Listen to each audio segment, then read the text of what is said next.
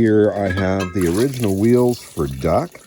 I've got them off of the car, and I'm going to bring them to town, have them media blasted, and have them powder coated in black. And then once I get them back from powder coating, I'm going to mask off the centers and then paint the outside with the blue-white color that should be on there. Because factory, that's the way it was, black in the center with this blue-white on the outside.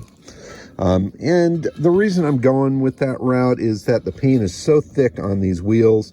This one's probably the better of the 5, but some of the other ones were painted with a brush, and that paint is super thick, and it would just take forever to sand all of that stuff off of there. So might as well go all the way, have them stripped, have them powder coated, do it right, and then I can get tires mounted up and get those on the car. So I just dropped off the gas tank for Rose. They're going to boil that out. Ran by a local tire place and had them knock the tires off of the wheels for the Beetle. And then I went by the powder coat shop to see what they would charge to blast and powder coat those wheels. So they wanted to charge $85 a piece to blast and powder coat the wheels.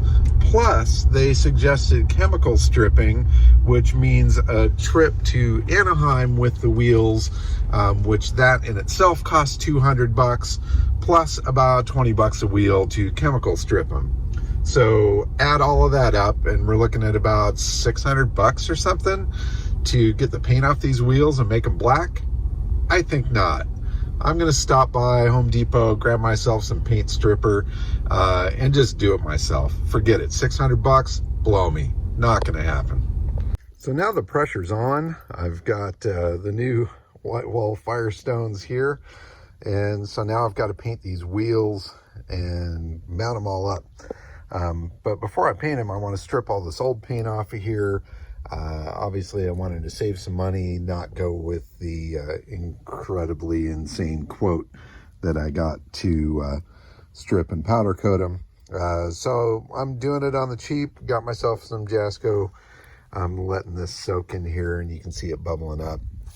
And then over here, I've got 2 of them that I've already stripped, and I've painted the black in the center here. Good old Krylon. And I've got some automotive paint in the proper blue-white that I got from paintscratch.com that I'm going to do the outer rings here. And then hopefully today get those tires all mounted up, because that is really going to transform the look of the car. So I had this color match done by Paint Scratch. It's called Pale Blue White, which is the correct wheel color for the 65. I first painted the center in black, and now I made just like a little masking ring here with a bit of cardboard, some staples, a little tape that'll nest down into that nice and tight and allow me to paint the outside ring. Now I've done a first coat on here. Of course, it's a little tough to get paint into these cracks here, but I found if you shoot at an angle all the way around, you can get the paint to lie on that vertical surface there and actually get fairly decent coverage. So I'm going to put a couple of coats on here before I remove the ring, and then once it's out of there and I'm satisfied with it, then I'm going to do a real nice automotive clear over the top of it, so that it'll keep it good. You know, it's not perfect, but we're not building a perfect show car, and I do think that it'll turn out quite well. So with the wheels and tires mounted up, I've got 2 of them done. I think I'm going to bolt them on this side of the car and just kind of see what sort of a transformation it gives old DUK here. I think it's going to be night and day. Certainly far better than the 66 or 7 wheel that's on the front here and the crusty old Porsche one that's on the back. The right colors, the right tires, it's going to make all of the difference in the world. So here's 2 of the wheels painted up, all nice and pretty and wrapped with the Firestone 560/15 bias ply tires. Now these are a brand new tire that are made out of vintage mold, so it's something that is period correct for the car, and I can't wait to get them on.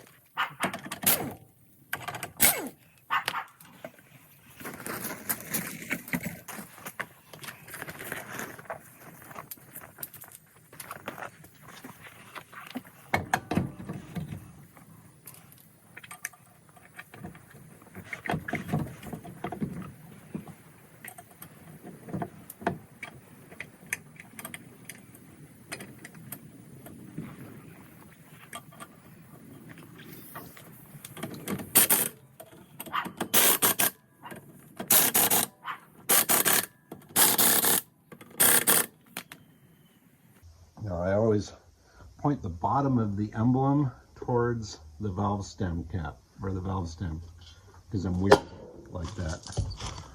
It just looks a lot more balanced for some reason.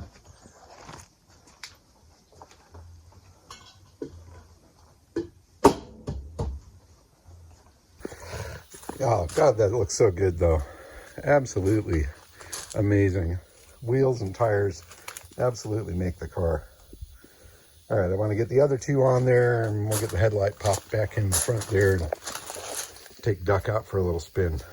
All right, so we got hubcaps on this side. We've got the matching spare in there, and Ian is bolting up the wheels on this side of Duck. And pretty soon we'll be able to roll her out of the garage here. Sweet.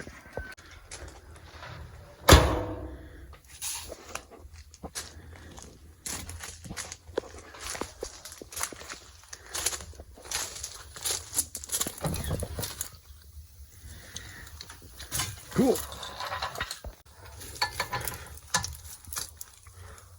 Wheels! Hoorah!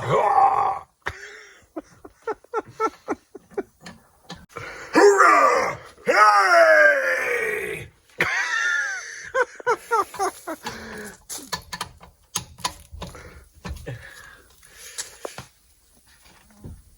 Oh, I'm not doing it again. It hurts my throat. All right, fair enough. That was funny. Oh.